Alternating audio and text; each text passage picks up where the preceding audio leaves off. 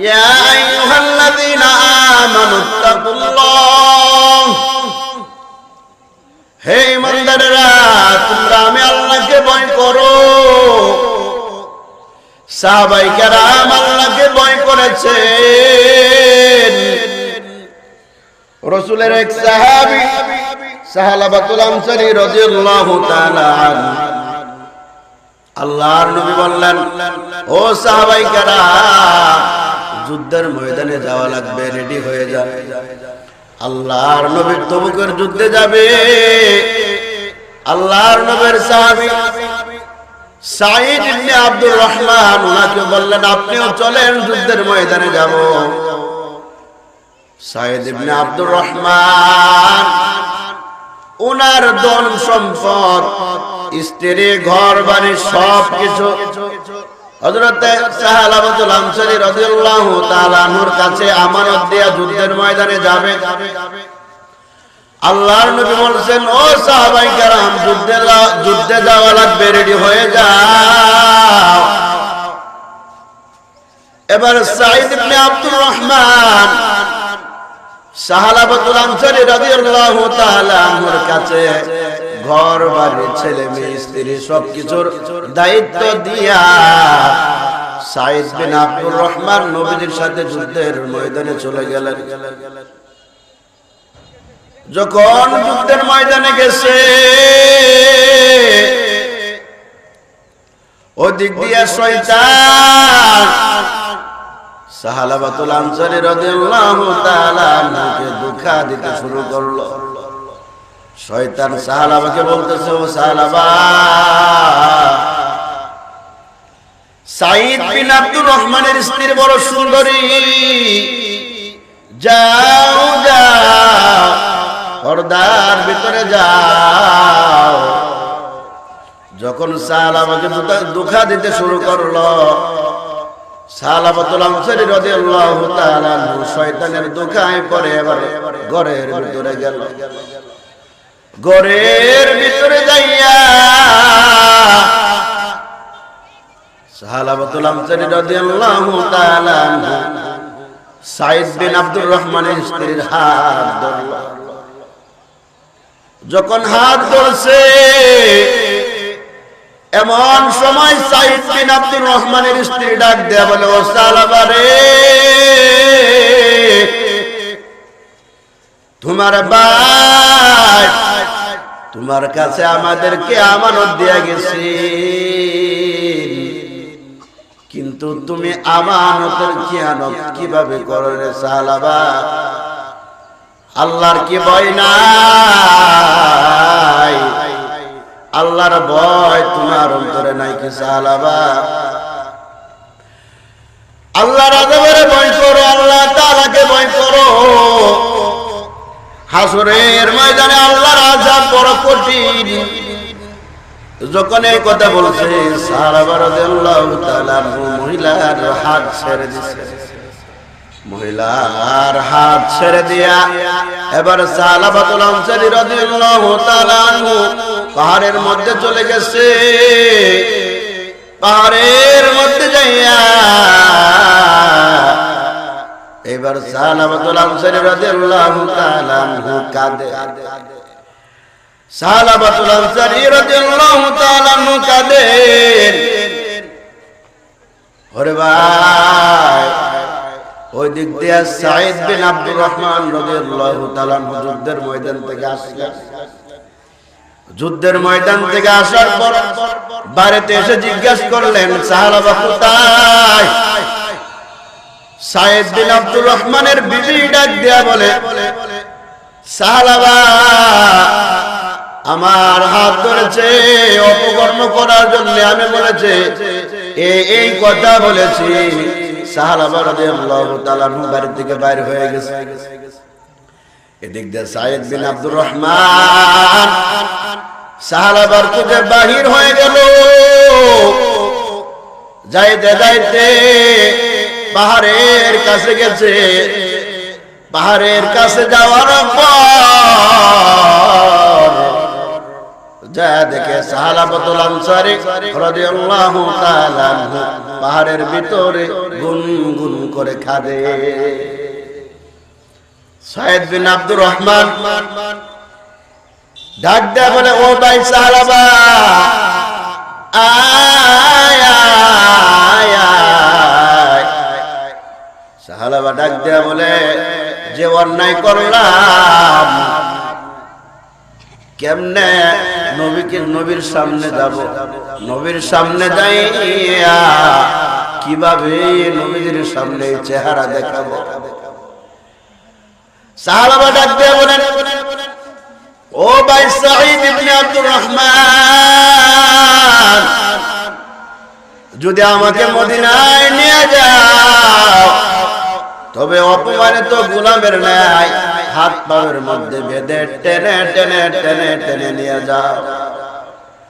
এবার সাঈদ বিন আব্দুর রহমান সাহালাবাতুল আনসারীকে হাতের মধ্যে বেঁধে এবার টেনে টেনে নিয়ে যায়।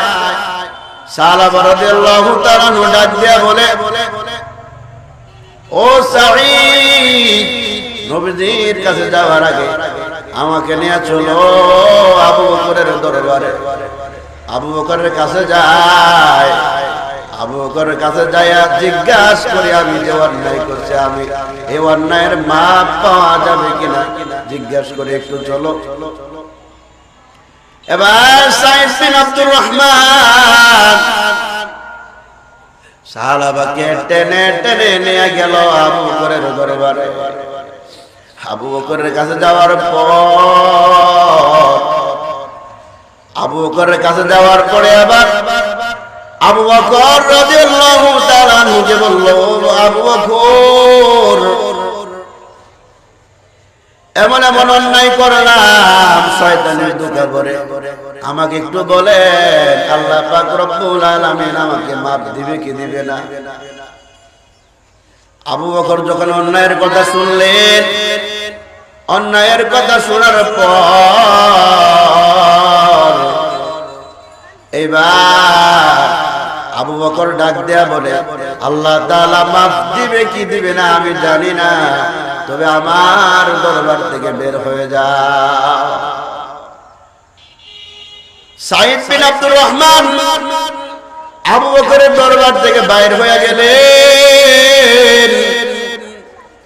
এবার গেলেন হযরত ওমরের কাছে।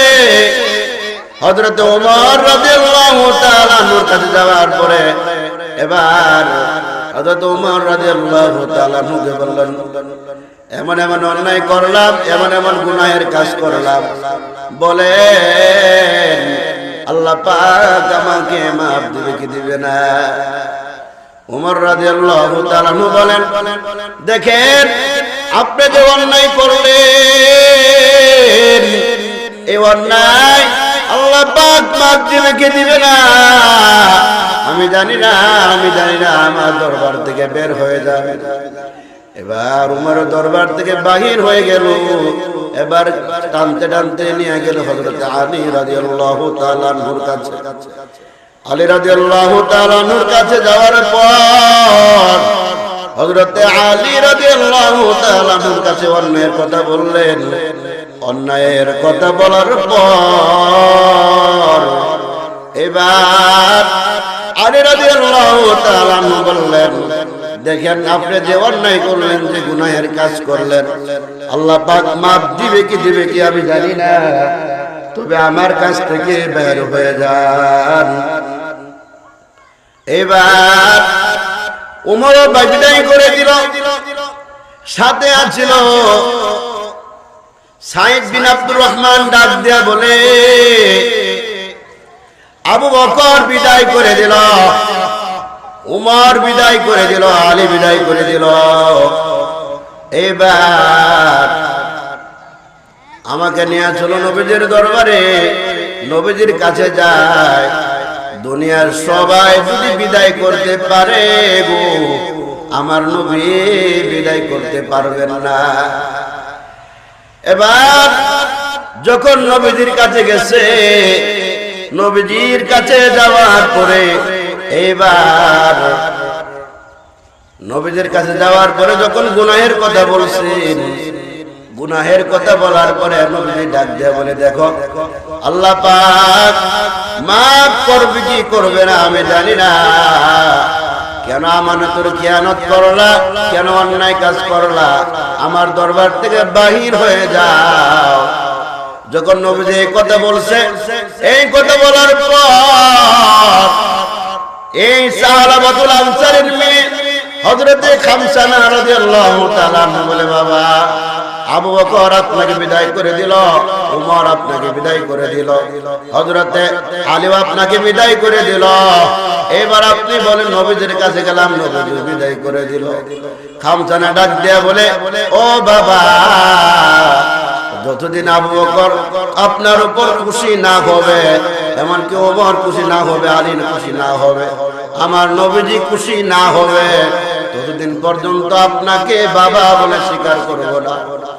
যখন মেয়ে কথা বলছে, এইবার সাহাবা রাদিয়াল্লাহু তাআলা চলে গেলেন পাহাড়ের মধ্যে। পাহাড়ের মধ্যে যাওয়ার পর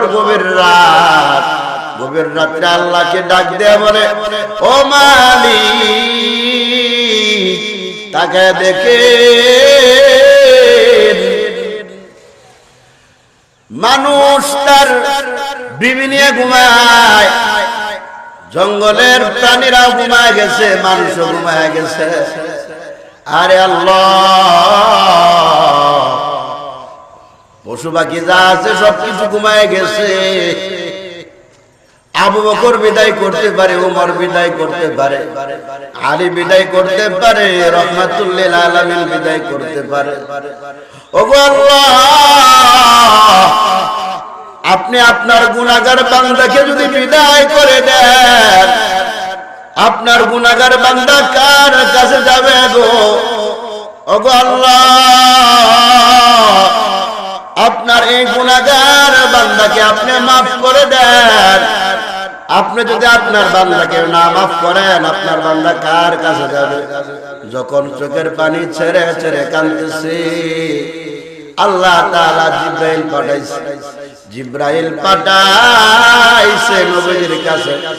নবীজির কাছে পাঠানোর পর জিব্রাইল বলতেছে, নবী গো, এই সাহাবা আপনার কাছে আসছিল, আপনি কেন বিদায় করে দিলেন? সাহাবা, আল্লাহ পাক রব্বুল আলামিন সাহাবার জীবনের সমস্ত গুনাহগুলি মাফ করে দিয়েছেন। পয়গম্বর যখন নবীদের কাছে জিব্রাইল সংবাদ দিছে, আল্লাহর নবী সাল্লাল্লাহু আলাইহি ওয়াসাল্লাম এবার আবু বকর, উমর, আলী রাদিয়াল্লাহু তাআলা তাদেরকে বললেন, কে সাহাবাকে এনে দিতে পারবা?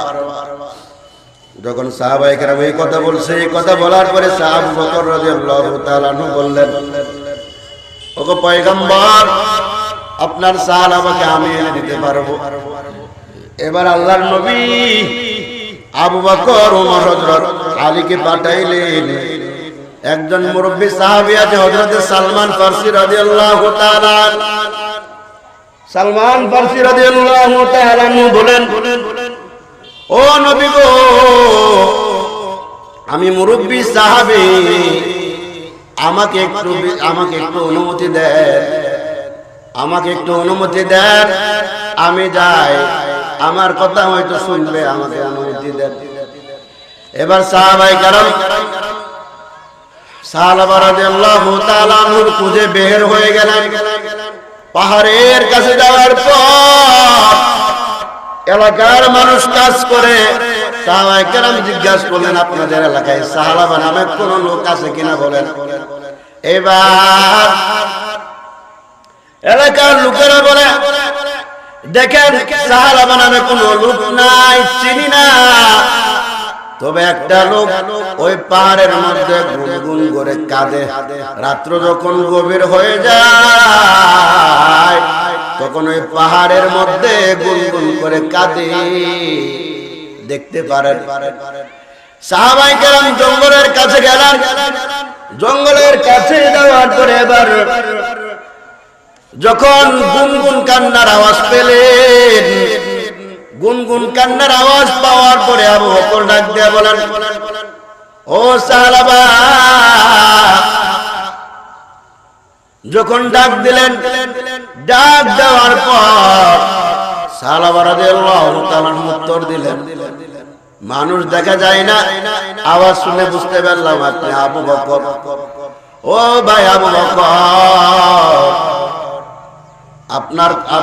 আপনার কথায় আমি মদিনায় যাব না, কারণ আপনি আমাকে বিদায় করে দিয়েছেন, আপনার কথায় মদিনায় যাব না। উমর ডাক দিয়ে বলেন, সাহাবা আয় আয় আয় আয়, আল্লাহ পাক রব্বুল আলামিন তোর জীবনের গুনাহগুলি maaf করে দিয়েছে, আয় আয় আয়। যখন এই কথা বলছে সাহাবা রাদিয়াল্লাহু তাআলা সাজদা থেকে মাথা উঠাইছে, মাথা উঠায়া এবার সাহাবীর সাথে রওনা হয়ে গেলেন সাহাবা রাদিয়াল্লাহু তাআলা। হাঁটতে হাঁটতে যখন হযরত বেলাল রাদিয়াল্লাহু তাআলা ফজরের আযান দেয়, যখন ফজরের আযান দিছে সাহাবায়ে কেরাম সাহাবাকে নিয়ে মদিনার বর্ডারে ঢুকছে। যখন হাঁটতে হাঁটতে মসজিদে নববীতে গেছে, আল্লাহর নবী ফজরের নামাজে দাঁড়ায় গেছেন। আল্লাহর নবী ফজরের নামাজে তেলাওয়াত করতেছিলেন, আলহাকুমুত তাকাসুর।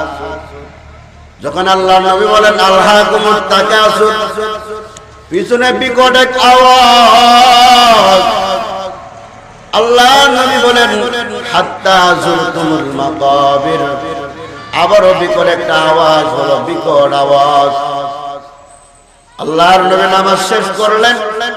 নামাজ শেষ করার পর এবার সাহাবায়ে কেরাম সবাইকে নিয়ে পিছন দিকে তাকালেন। যখন পিছন দিকে তাকাইছে, তাকায় দেখি সাহাবাতুল আনসারী রাদিয়াল্লাহু তাআলা জমিনের মধ্যে ঘোরাঘুরি করতেছে। সাহাবা রাদিয়াল্লাহু তাআলা জমিনের মধ্যে ঘোরাঘুরি করতেছে। সাহাবায়ে কেরাম যখন কাছে আসছে, কাছে আসার পরে তাকায় দেখে সাহাবা রাদিয়াল্লাহু তাআলা আর জমিনে নাই। আল্লাহর নবী সালমান ফারসিকে ডাক দিয়ে বলেন, ও সালমান, সাহাবার বুকে হাত দিয়া দেখ, সে এখনো জীবিত আছে কিনা দেখ দেখ। সালমান ফারসি রাদিয়াল্লাহু তাআলা পাক পরীক্ষা করে বলে, ওগো নবী গো,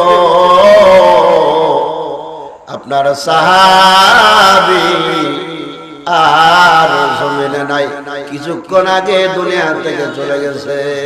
তো এইবার সাহাবা রাদিয়াল্লাহু তাআলা দুনিয়া থেকে চলে গেছে। এবার আল্লাহর নবী সাহাবায়ে কেরামদেরকে বললেন, ও সাহাবায়ে কেরাম, আমার সাহাবাকে গোসলের ব্যবস্থা করো, কাফন দাফনের ব্যবস্থা করো। আল্লাহর নবী এবার সাহাবায়ে কেরামদেরকে বললেন, ও সাহাবায়ে কেরাম, আমার সাহাবীকে গোসলের ব্যবস্থা করো, কাফন দাফনের ব্যবস্থা করো। এবার সাহাবা রাদিয়াল্লাহু তাআলা কাফন দাফনের ব্যবস্থা করলেন, গোসলের ব্যবস্থা করলেন। এবার জানাজার নামাজ আল্লাহর নবী নিজে পড়াইলেন। জানাজার নামাজ পড়ানোর পর আল্লাহর নবী আবার হেঁটে হেঁটে যাচ্ছেন। আল্লাহর নবী বৃদ্ধ আঙ্গুলের উপর ভর দিয়ে হেঁটে হেঁটে যায়, পুরা পা জমিনের মধ্যে লাগায় না। সাহাবায়ে কেরাম বললেন, ও আল্লাহর নবী, আপনি বৃদ্ধ আঙ্গুলের উপর ভর দিয়ে দিয়ে হাঁটেন, পুরা পাও কেন জমিনের মধ্যে লাগান না? এবার আল্লাহর নবী ডাক দেয়া কইরে, সাহাবায়ে কেরাম, আমার সাহাবাকে রব্বুল আলামিন maaf করে দিয়েছেন, আর maaf করে উনার জানাজার নামাজ আমি পড়াইলাম। জানাজার নামাজ পড়ানোর উপর যখন মাটি দেওয়ার কাজ করব, সবাই যখন হেঁটে হেঁটে যাচ্ছে, আসমান থেকে আল্লাহ তাআলা এমন ফেরেশতা পাঠাইছে যে এত ফেরেশতা আসমান থেকে জমিনের মধ্যে না অবতীর্ণ হয়েছে, জমিনে আসছে। এই ফেরেশতাদের কারণে পুরা পা জমিনের মধ্যে পালাবো, এই জমিনে এই এলাকার ভিতরে এতটুকু জায়গা আর খালি নাই। তো ভাইজান, এই কথাটা বলার উদ্দেশ্য হলো এটাই, তারা একটু গুনাহ হয়ে গেলে কত কান্না করছেন, কানতে কানতে আরে কি অবস্থা ছিল তাদের, তারা গুনাহ হয়ে গেলে সাথে সাথে মাপ চাইছেন। কিন্তু আমরা গুনাহ করে অন্যায় করে গুনাহ করে মাপ চাই না, মসজিদে আসি না, নামাজও পড়ি না। এজন্য আল্লাহ পাক বলেন, ইয়া আইয়ুহাল্লাযীনা আমানুত্তাকুল্লাহ